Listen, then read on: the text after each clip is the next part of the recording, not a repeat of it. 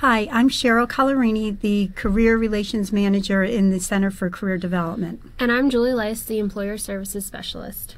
And today we're going to do our presentation on how to work a career fair. So first, we just want to talk to you about what you should expect when you attend a job fair or a career fair.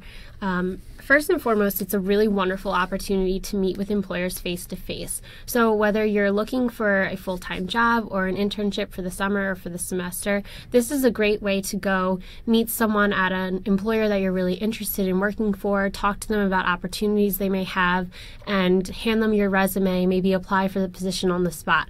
It's a really great place to do that. But many students think that just because they're not looking for a job or an internship right now, it's not beneficial for them to attend the job fair, but that's not necessarily true. If you're a student who's not looking for a job right now, you should still go to the career fair just to get the experience of networking, practice your elevator pitch, talk to an employer about what your goals are and long term, and even start those relationships so that maybe next summer when you're looking for an internship, you have a recruiter that you met at the job fair. And it's just really beneficial for anyone who will be looking for a job in the long term. So who will be there? If you were to go to a job fair at the University of Scranton, then obviously you're going to see the employers from all different industries. But in addition to that, you'll have the opportunity to meet Scranton alumni and also our staff members from the Career Center. If you are to go off campus to another either campus or a business place, you are definitely going to be seeing employers, and make sure you, as Julie said in the past, you network, because you're going to want to get as many business cards as you can from different employers. And then that way, if you make a great first impression when you are reaching out to them when there is an opportunity at their company, it gives you the upper hand on your introduction and saying that you met them at a job fair. So a lot of students ask us what they should bring to a job fair.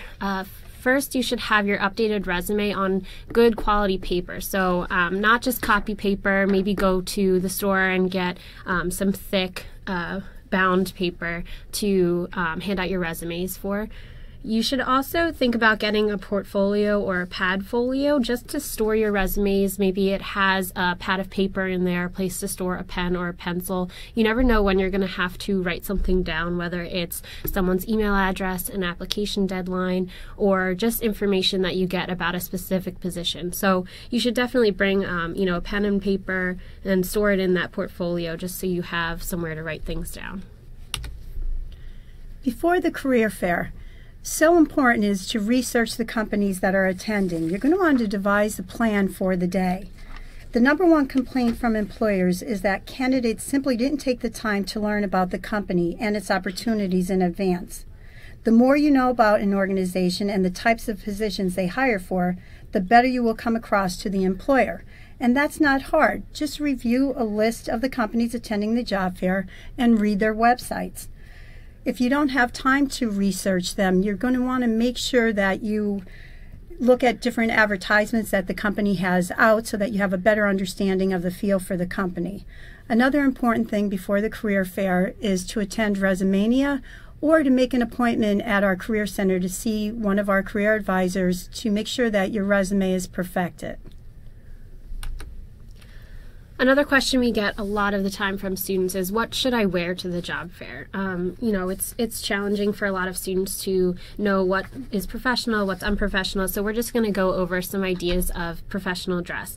So for women, we recommend wearing a business suit, whether it's a skirt suit or a pantsuit, usually darker in color or muted plaid. You want to wear a simple style blouse, a lighter color. Watch for low necklines. You want something that's professional and flattering. You also want to wear polished pumps and medium heels in a color that matches your outfit. You know, you don't want to wear hot pink, but maybe a black if you're wearing a black suit. Make sure your hairstyle is not distracting from your professional image. You want them to focus on what you're saying and, you know, your name and what your major is rather than what you look like. You want to watch your perfume. Don't wear heavy perfume. Just try to stay with light or even no perfume at all. Minimal jewelry and understated makeup. Again, you don't want to distract from what you're saying. Guidelines for the men. Just again, keep in mind that employers make judgments and they form opinions of candidates within the first minute of an interview. So it's essential to present yourself in a neat, businesslike, and professional manner. Guidelines for men, conservative business suit. You want to make sure that it's darker in color, so either navy, black, gray, or a muted plaid business suit is appropriate. We say that you should go with a white shirt and a contrasting tie. Make sure that your shoes are polished and that you also have matching dress socks. No sports or Nike, Adidas socks are acceptable. And then for the men, make sure that you either have dark brown or black business shoes, and again that they're polished. Your hair should be trimmed and neatly groomed and have a dry look. It shouldn't have a wet look. And the same with your facial hair. You want to be nice and neatly groomed. Light on the cologne and conservative, simple jewelry, no earrings. All piercings should be removed for a job fair. I treat it as if it was an interview. You know, we really recommend that you dress professionally for a career fair, but a lot of the times when we hold a career fair on campus, we have students come up and say, I don't have a suit, I don't own one, or I left it at home and I don't have access to it right now, and, you know, I can't afford to go buy one at the store. And, you know, we usually tell them it's always better to dress up rather than dress down, but if you don't have a professional business suit with you, you can always dress business casual, you know, err on the side of caution and try to look as dressy and professional as possible. But you can see in the pictures here, the girl on the left is wearing a professional suit, but next to her she's wearing you know, nice pants, professional looking blouse that's, you know, not inappropriate, but she still looks very nice and can talk to an employer and, you know, make a good impression. Same thing with the man on the right. He has a suit on, but then if you look on the business casual, he doesn't have suit pants on, he just has nice slacks, he has an ironed shirt and a nice tie, and, you know, he still looks professional even though he's not wearing a suit. So you can always make do with business casual, but again, we really recommend looking as professional as possible and bringing that suit to campus and wearing that suit to the career fair if you can. What you should do, so once you arrive at the job fair, you're going to want to sign in. And then they will always give you a list of the employers that are at the fair. You're going to want to highlight the companies that you want to talk to. I suggest, if your schedule allows, that you find it easiest to start with the employers in which you're less interested in.